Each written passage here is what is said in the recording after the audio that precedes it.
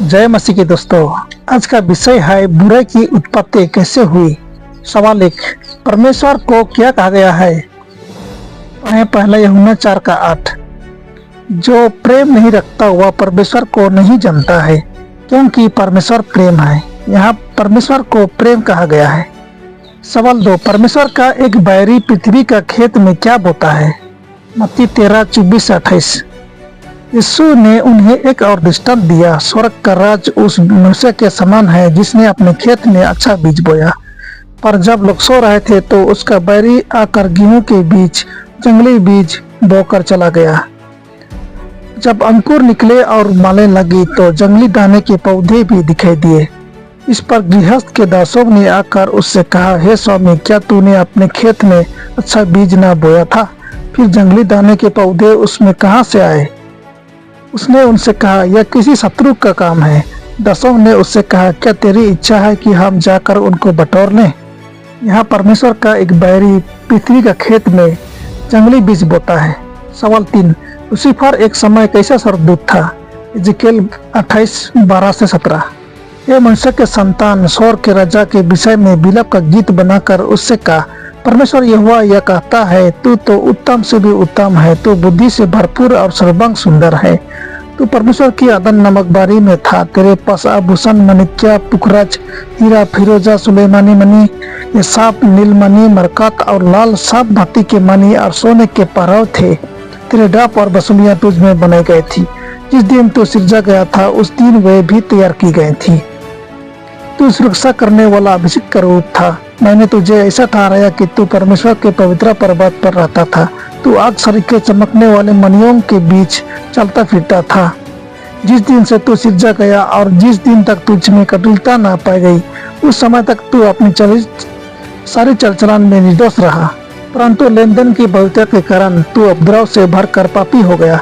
इसी से मैं तुझे अपवित्र जानकर परमेश्वर के पर्वत से उतारा और हे सुरक्षा करने वाले का रूप, मैंने तुझे आग सरीखे चमकने वाले मणियों के बीच से नाश किया है। सुंदरता के कारण तेरा मन फूल उठा था और वैभव के कारण तेरी बुद्धि बिगड़ गई थी।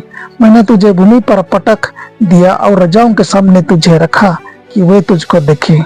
तो लूसीफर एक समय परमेश्वर से सृजित एक सुंदर स्वर्गदूत था और चुनाव करने की आजादी उसे दी गई थी। सवाल 4, लूसीफर अपना सिंहासन को क्या करना चाहता था। 14:12-14।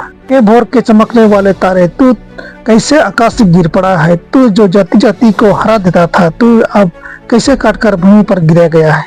तू मन में कहता तो था, मैं स्वर्ग पर चढ़ूंगा, मैं अपने सिंहासन को परमेश्वर के तारागण से अधिक ऊंचा करूंगा और उत्तर दिशा की छोर पर सभा के पर्वत पर विराजूंगा। मैं मेघों से भी ऊंचे ऊंचे स्थानों के ऊपर चढ़ूंगा, मैं परम प्रधान के तुल्य हो जाऊंगा। लूसीफर अपने सिंहासन को परमेश्वर के सिंहासन से ऊंचा करना चाहता था। वह उनका पालन करने के बजाय व्यवस्था बनाने की इच्छा रखता था। सवाल 5, फिर स्वर्ग में क्या हुआ। प्रसिद्ध वाक्य 12:7-9। फिर स्वर्ग पर लड़ाई हुई। मिकाएल और उसके स्वर्गदूत अजगर से लड़ने को निकले और अजगर और उसके दूत उससे लड़े, परंतु प्रबल न हुए और स्वर्ग में उनके लिए फिर जगह न रही। और वह बड़ा अजगर अर्थात वही पुराना सांप जो शैतान कहलाता है और सारे संसार का भरमाने वाला है, पृथ्वी पर गिरा दिया गया और उसके दूत उसके साथ गिरा दिए गए। स्वर्ग में युद्ध छिड़ गया। शैतान और उसके दूतों ने यीशु और उसके स्वर्गदूतों के विरुद्ध लड़ाई लड़ी। सवाल 6, शैतान को क्या किया गया। लूका 10:18। उसने उनसे कहा, मैं शैतान को बिजली के समान स्वर्ग से गिरा हुआ देख रहा था। शैतान को स्वर्ग से बाहर निकाल दिया गया। सवाल 7, परमेश्वर ने मनुष्यों को किसके स्वरूप में बनाया। उत्पत्ति 1:27-31। तब परमेश्वर ने अपने स्वरूप में मनुष्य को रचा। अपने ही स्वरूप में परमेश्वर ने मनुष्य की रचना की। नर और नारी के रूप में उसने मनुष्य की सृष्टि की और परमेश्वर ने उनको आशीष दी और उनसे कहा, फूलो फलो और पृथ्वी में भर जाओ और उसको अपने वश में कर लो और समुद्र की मछलियों तथा आकाश के पक्षियों और पृथ्वी पर रंगने वाले सब जंतुओं पर अधिकार रखो। फिर परमेश्वर ने उनसे कहा, सुनो, जितने बीज वाले छोटे छोटे पेड़ सारी पृथ्वी के ऊपर हैं और जितने बीजों में बीज वाले फल होते हैं वे सब मैंने तुमको दिए हैं, वे तुम्हारे भोजन के लिए हैं। और जितने पृथ्वी के पशु और आकाश के पक्षी और पृथ्वी पर रंगने वाले जंतु हैं जिनमें जीवन का प्राण है, उन सब के खाने के लिए मैंने सब हरे हरे छोटे पेड़ दिए हैं। और वैसा ही हो गया। तब परमेश्वर ने जो कुछ बनाया था सबको देखा, तो क्या देखा कि वह बहुत ही अच्छा है, तथा सांझ हुई फिर भोर हुआ। इस प्रकार 6वां दिन हो गया। परमेश्वर ने मनुष्य को अपने स्वरूप में बनाया और उससे शानदार बगीचे के घर में रखा। सवाल 8, शैतान ने आदम और हवा को क्या करवाया? उत्पत्ति 3:1-7।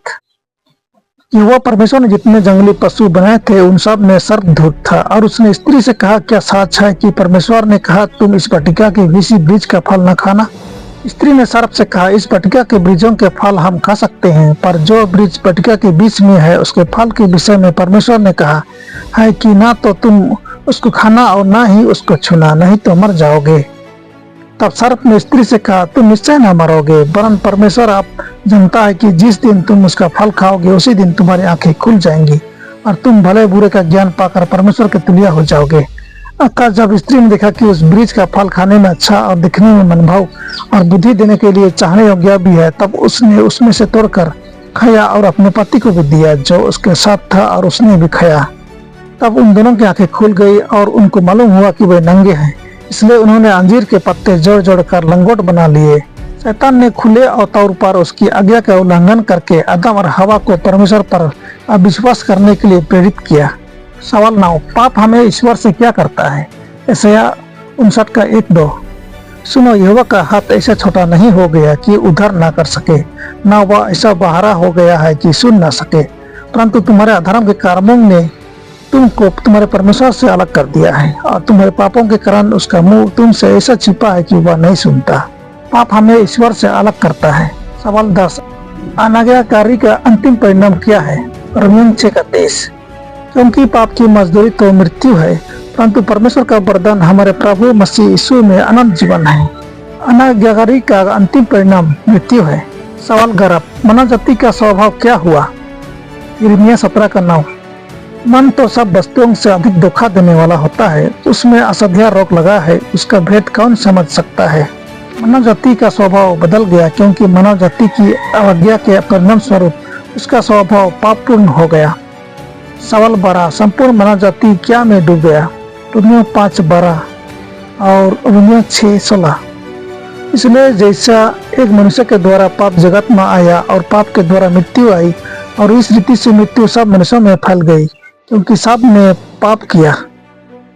क्या तुम नहीं जानते कि जिसकी आज्ञा मानने के लिए तुम अपने आप को दासों के समान सौंप देते हो, उसी के दास हो, चाहे पाप के जिसका अनंत मृत्यु है, चाहे आज्ञा मानने के जिसका अनंत धार्मिकता है। संपूर्ण मानव जाति अपराध, अवज्ञा और पाप में डूब गया। सवाल 13, यीशु किसका स्वभाव अपनाया? इब्रानियों 2:14-17। इसलिए जबकि बच्चे मांस और लहू के भागी हैं, तो वह आप ही उनके समान उनका सहभागी हो गया, ताकि मृत्यु के द्वारा उससे जिससे मृत्यु पर शक्ति मिलती थी, अर्थात शैतान को निकम्मा कर दे, और जितने मृत्यु के भय के मारे जीवन भर दशतों में फंसे थे उन्हें छुड़ा ले, क्योंकि वह तो स्वर्गदूतों को नहीं वरन अब्राहम के वंश को संभालता है। इस कारण उसको चाहिए था कि सब बातों में अपने भाइयों के समान बने, जिससे वह उन बातों में जो परमेश्वर से संबंध रखती हैं एक दयालु और विशेषज्ञ महायाजक बने, ताकि लोगों के पापों के लिए प्रायश्चित करे। यीशु मनुष्य का स्वभाव अपनाया और मनुष्यों की रीति पर परीक्षाओं का सामना किया और विजय हुआ। सवाल 14, यीशु किसकी असफलता का उद्धार किया? रोमियो 5:17-19। क्योंकि जब एक मनुष्य के अपराध के कारण मृत्यु ने उस एक ही के द्वारा राज्य किया, तो जो लोग अनुग्रह और धर्मरूपी वरदान बहुतायत से पाते हैं, वे एक मनुष्य के अर्थात यीशु मसीह के द्वारा अवश्य ही अनंत जीवन में राज करेंगे। इसलिए जैसा एक अपराध सब मनुष्यों के लिए दान की आज्ञा का कारण हुआ, वैसा ही एक धार्मिकता का काम भी सब मनुष्यों के लिए जीवन के निमित्त धर्मी ठहराए जाने का कारण हुआ। क्योंकि जैसा एक मनुष्य के आज्ञा न मानने से बहुत लोग पापी ठहरे, वैसे ही एक मनुष्य के आज्ञा मानने से बहुत लोग धर्मी ठहरेंगे। सवाल 15, यीशु के माध्यम से क्या एक उपहार के रूप में हमारी है? रोमियो 3:24-25। परंतु उसके अनुग्रह से उस छुटकारे के द्वारा जो मसीह यीशु में है संत में धर्मी ठहराए जाते हैं, उससे परमेश्वर ने उसके लहू के कारण एक ऐसा प्रायश्चित ठहराया जो विश्वास करने से कार्यकारी होता है कि जो पाप पहले किए गए और जिन पर परमेश्वर ने अपनी सहनशीलता से ध्यान नहीं दिया, उनके विषय में वह अपनी धार्मिकता प्रकट करे। यीशु के माध्यम से मुक्ति एक उपहार के रूप में हमारी है। सवाल 16, आज हमारी सभी परेशानियों में हमारे साथ कौन है? यशायाह 41:13। क्योंकि मैं तेरा परमेश्वर यहोवा तेरा दाहिना हाथ पकड़ कर कहूँगा, मत डर, मैं तेरी सहायता करूँगा। यीशु आज हमारी सभी परेशानियों में हमारे साथ है। वह हमारे सभी दुखों में हमें सांत्वना देता है। सवाल 17, अंत में शैतान का क्या होगा? यजेकियेल 28:17-18। सुंदरता के कारण तेरा मन फूल उठा था और वैभव के कारण तेरी बुद्धि बिगड़ गई थी। मैंने तुझे भूमि पर पटक दिया और राजाओं के सामने तुझे रखा कि वे तुझको देखें। तेरे अधर्म के कामों की बहुतायत से और तेरे लेनदेन की कुटिलता से तेरे पवित्र स्थान अपवित्र हो गए। इसलिए मैंने तुझ में से ऐसी आग उत्पन्न की जिससे तू भस्म हुआ, और मैंने तुझे सब देखने वालों के सामने भूमि पर भस्म कर डाला है। अंत में शैतान पूरी तरह से नष्ट हो जाएगा। सवाल 18, हमारा परमेश्वर क्या स्थापित करेगा? प्रकाशित वाक्य 21:1-5। फिर मैंने नए आकाश और नई पृथ्वी को देखा, क्योंकि पहला आकाश और पहली पृथ्वी जाती रही थी और समुद्र भी न रहा। फिर मैंने पवित्र नगर नए यरूशलेम को सड़क से परमेश्वर के पास से उतरते देखा, और वह उस दुल्हन के समान थी जो अपने दूल्हे के लिए श्रृंगार किए हो। फिर मैंने सिंहासन में से किसी को ऊंचे शब्द से यह कहते हुए सुना, देख, परमेश्वर का डेरा मनुष्यों के बीच में है। वह उनके साथ डेरा करेगा और वे उसके लोग होंगे, और परमेश्वर अब उनके साथ रहेगा और उनका परमेश्वर होगा, और वह उनकी आंखों से सब आंसू पोंछ डालेगा। और इसके बाद मृत्यु न रहेगी, और न शोक, न विलाप, न पीड़ा रहेगी। पहली बातें जाती रहीं। और जो सिंहासन पर बैठा था उसने कहा, मैं सब कुछ नया कर देता हूँ। फिर उसने कहा, लिख ले, क्योंकि ये वचन विश्वास योग्य और सत्य है। हमारा परमेश्वर एक नया आकाश और एक नई पृथ्वी स्थापित करेगा। सवाल 19, दूसरी बार पाप का क्या होगा? नहमीया 1:9।